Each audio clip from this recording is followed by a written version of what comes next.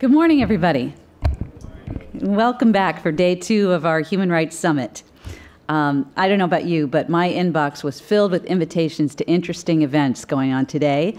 So I will play my flight attendant and say, we know you had a lot of choices, a lot of options. Thank you for choosing to spend Human Rights Day with us. So thank you.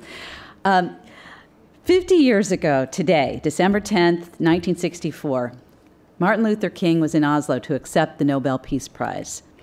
I accept this award today, he said, with an abiding faith in America and an audacious faith in the future of mankind. I refuse to accept despair as the final response to the ambiguities of history. His hard-won optimism in the face of hatred and violence is instructive today, 50 years later, as our country and our world face profound challenges that can sometimes seem overwhelming. But like King, we share the conviction that despair is just not an option. The civil rights movement in the 50s and 60s demanded that America keep its promise. By forcing an end to state-sanctioned white supremacy, it compelled the U.S. government to live up to its ideals. Recent events show that the legacy of slavery and Jim Crow stubbornly endures. But so does the work of creating a more perfect union.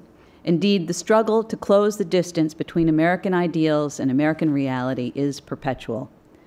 That's what we're about at Human Rights First, challenging our government to live up to its ideals. That's why we were at the forefront of the successful effort to free the truth about torture. And we celebrated the success yesterday.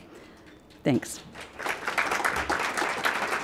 And that's why we press the United States to fulfill its historic role in providing protection to persecuted refugees.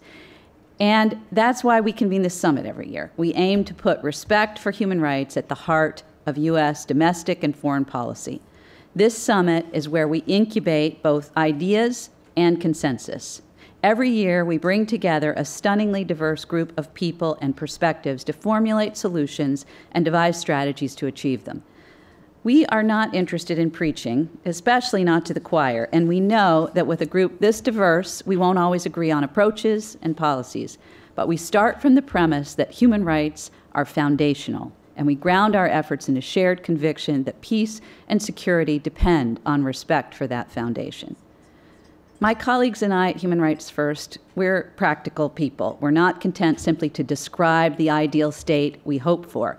We believe it's our job to create the blueprint for how to get there, and we take that charge quite literally. So every year at the time of this summit, we issue a series of policy blueprints on how to solve critical human rights challenges, how to conduct effective counterterrorism that reinforces human rights, how to close Guantanamo, how to disrupt the business of human trafficking, how to stop the spread of Russian-style anti-LGBT laws, and how to address the rise of anti-Semitism and extremism in Europe. I encourage you to take copies of our blueprints. They're in the room back there. Talk about them, share them with others, and we'd love to get your feedback.